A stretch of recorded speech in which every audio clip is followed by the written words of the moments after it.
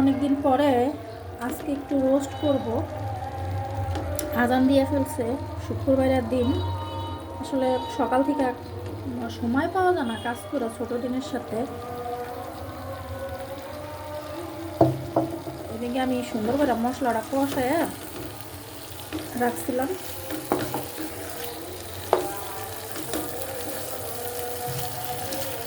একদম বড় যে মুরগিগুলো আছে ওইগুলো রোস্ট খেতে আমার ভালো লাগে না, একদম শক্ত শক্ত লাগে বেশি।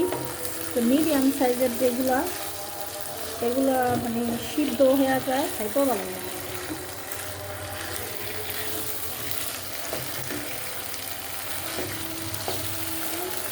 আর সাথে সাদা পোলাও আগাম দিতে আছে তারও দিকটা।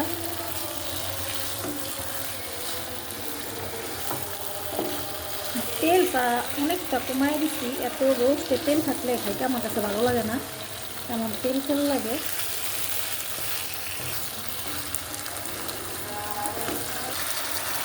দুপুরবেলা গ্যাস কমা যায়, তাও তো আমরা অল্প পাই আর বেশি পাই, গ্যাস পাই। যারা সিলিন্ডার ব্যবহার করে তাদের তো অনেক কষ্ট, আমাদের লাইনের গ্যাস কম বেশি থাকে। আর যারা সিলিন্ডার ব্যবহার করে তাদের তো কষ্ট শেষ নেই। আবার অনেক বাসায় লাইনের গ্যাস থাকে না, এ বাসায় আবার মোটামুটি মানে থাকে। দুপুরবেলা কমা যায়, তারপরও রান্না হয় আর কি, মানে মোটামুটি রান্না হয়।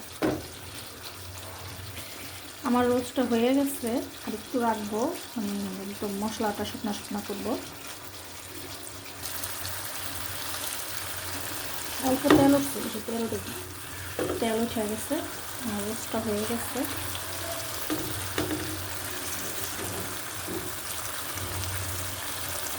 একটু সাদা পোলাও করবো রোস্টের সাথে। বাচ্চারা আবার সাদা পোলাওটা একটু পছন্দ করে বেশি, বিশেষ করে আমার মেয়ে। তো পোলাওর সাথে রোস্টটাই পছন্দ করে, গরুর রোস্টটা তেমন একটা করে না।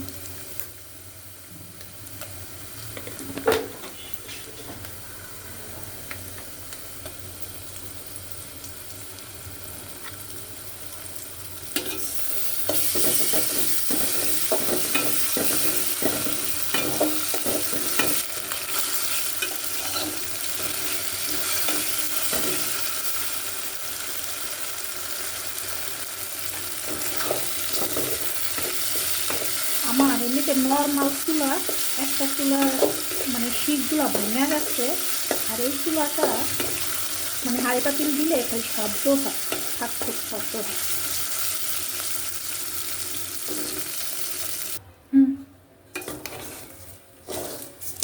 চালটা ধুয়ে আগে থেকে একদম ধোয়া দিয়ে রাখছিলাম।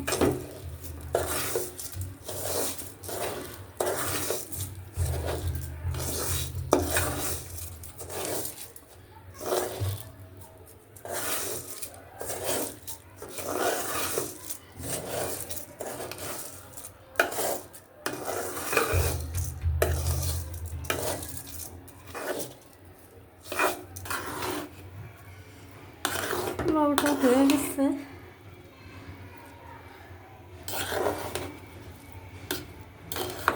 একটু রইব, রেখে দেবো।